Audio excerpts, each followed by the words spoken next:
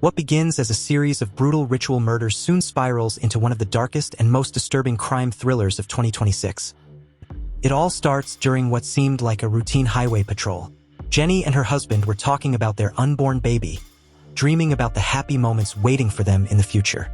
But they had no idea that within seconds, their entire world was about to fall apart. A suspicious black Mustang with no license plates suddenly pulls up in front of them. Jenny instantly feels that something is wrong, but she could never have imagined what happened that day.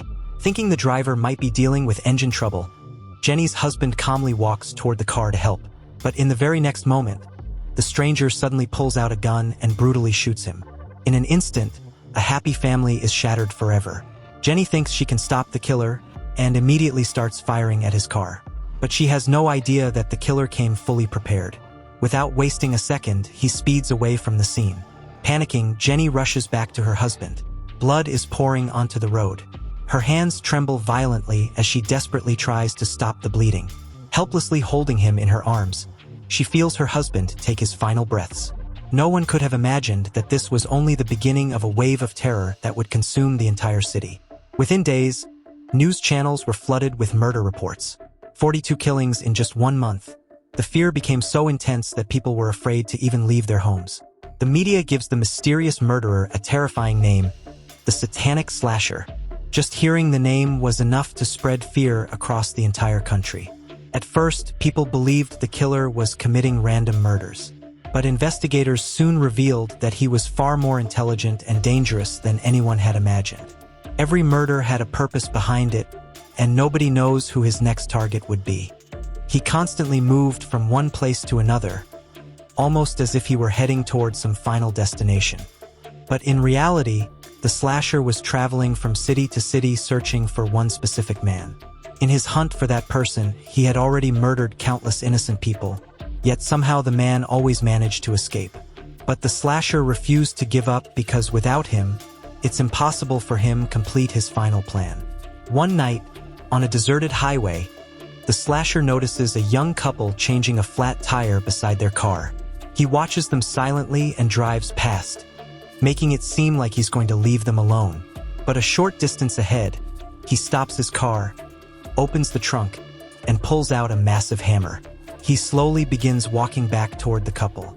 Without warning, he suddenly appears in front of the boy and brutally drives the hammer straight into his skull. Sitting inside the car, the girl hears the impact and freezes in fear before slowly stepping outside. What she sees completely horrifies her. Her boyfriend is lying on the ground, covered in blood and already dead. And then, without making a sound, the slasher suddenly appears right behind her. The girl thinks she can escape, but on the run, an oil tanker suddenly comes speeding toward her. The driver slams on the brakes, but the truck loses control and crashes directly into her. Within seconds, the tanker erupts into flames, and a massive explosion kills both the girl and the driver instantly. Through all of it, the slasher simply stands there in silence, watching the chaos unfold. Even after such a massive explosion, he doesn't run. Instead, he calmly walks back toward the dead boy and begins drawing satanic symbols on the car using his blood. Meanwhile, Jenny is unable to move on from her husband's murder. The fact that he was killed right in front of her while she could do nothing slowly eats away at her from the inside. But Jenny wasn't the type to sit back. She was totally consumed by rage to avenge her husband. She was one of the best officers in the department, and she knew exactly how to hunt someone like the slasher down. Killing him became the sole purpose of her life, and she wasn't alone in this fight. FBI Officer Natans, and one of Jenny's closest friends, joins her in an unofficial investigation. As they carefully study the crime scenes and case files, they uncover a horrifying truth. He isn't just killing people, he's also stealing highly specific items. Drugs, books, TNT, grenades, and other dangerous materials. Everything is so organized and calculated that it's obvious this cannot be random. Every clue points toward one terrifying possibility. The killer is preparing for a large-scale attack, something beyond anything they could imagine. Their investigation eventually leads them to an abandoned motel, and it becomes the most horrifying crime scene they've seen so far. The entire place is soaked in blood. Disturbing satanic symbols cover the walls, and written in blood across the center of the room are the words, "Open the gates." The atmosphere feels so evil and disturbing that it's almost as if the killer wants the world to witness his madness and learn from it. Jenny still cannot fully understand what it all truly means. But while tracking isolated motels and abandoned locations, she discovers a clue connected to a violent criminal named R.J. Reeves. Jenny believes she has finally cornered the slasher. What she doesn't realize, however, is that this is exactly what the slasher wanted. He murdered Jenny's husband because he knew she would come after him. By pulling Jenny and the entire police department into the chase, he was successfully distracting law enforcement while secretly moving forward with his real plan. She calls for police backup and slowly enters his motel room alone. Jenny carefully searches the entire room, but finds no sign of him. She assumes he escaped moments before she arrived. But suddenly, the slasher emerges from behind her. He is far stronger than Jenny ever expected. She tries to fight back and overpower him, but he effortlessly grabs her and throws her straight through the window. Jenny crashes violently onto the ground, badly injured, while the slasher calmly escapes once again. No matter how hard she tries, she keeps failing to stop him. But then, something happens that completely terrifies Jenny.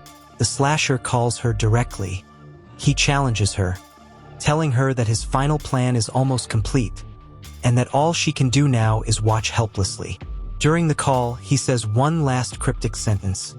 "The gates will open on the 28th, and then he hangs up. Those words shake Jenny to her core, because now the slasher has given her a deadline. If he isn't stopped before the 28th, saving the city may become impossible. Jenny begins connecting every clue: the stolen explosives, the satanic symbols, the murder locations, and the strange nuclear markings discovered at multiple crime scenes. Slowly, the pieces begin forming one horrifying picture. And then, Jenny finally realizes the terrifying truth. The slasher's final target isn't an ordinary location. It's a nuclear facility in Pennsylvania. He plans to trigger a catastrophic nuclear meltdown leading to an explosion similar to atom bomb. Jenny believes she can still save the city, but she has no idea that the slasher has finally found the nuclear scientist he was searching, needed to complete his final plan. Jenny immediately alerts the authorities and rushes toward the nuclear facility. But by the time she arrives, the slasher has already begun executing the final phase of his plan. He kidnaps the nuclear scientist's wife and forces the scientist to grant him access to the facility. Using the scientist's credentials and security clearance, the slasher successfully enters the heavily protected plant. Once inside, he silently begins eliminating the security guards one by one, until he finally reaches the control room. And within minutes, the entire facility begins descending into chaos. The slasher forces the terrified scientist to overload the reactor. If the reactor reaches full overload, the resulting explosion would be comparable to a massive nuclear blast, powerful enough to wipe out the entire city within minutes. And the moment the sequence starts, the slasher murders him as well. He wanted to make sure that nobody could reverse the meltdown once it had begun. But his plan doesn't stop there. He starts preparing TNT and other explosives to destroy the control room itself, making the meltdown completely unstoppable. Authorities quickly realize that the reactor is reaching dangerously critical meltdown levels, and that stopping the nuclear disaster may no longer be possible.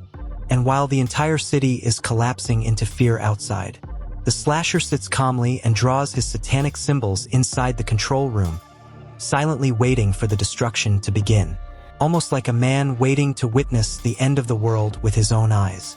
Finally, armed response teams arrive at the facility, but they immediately face a devastating problem. The control room is protected behind thick bulletproof glass. Breaking through it quickly is nearly impossible.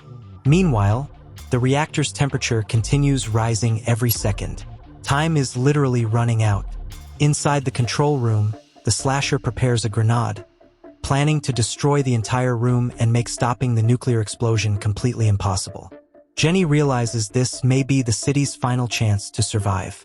With no other option left, she raises her gun and starts firing repeatedly at the exact same spot on the bulletproof glass. Shot after shot, hairline fractures begin crawling across the bulletproof glass like spider webs. Every second feels unbearable. Finally, a small opening appears in the bulletproof barrier. And at that exact moment, the slasher pulls the pin on the grenade. Jenny realizes that if she misses this shot, millions of people die the same way her husband did. Helpless, she steadies her aim. Jenny fires a shot straight at his hand. The grenade flies out of his grip and explodes at a distance from the explosives. A powerful blast erupts, but the TNT never detonates. Even dying wasn't enough to stop him. But this time, Jenny doesn't give him another chance. She fires one last shot, and the slasher dies right there. Moments later, the authorities finally breach the control room and immediately begin the reactor shutdown process. The meltdown is successfully stopped. The entire city is saved from a nuclear catastrophe. But even in the end, Jenny's life is never able to return to normal, because long before the city was saved, the slasher had already destroyed her world forever.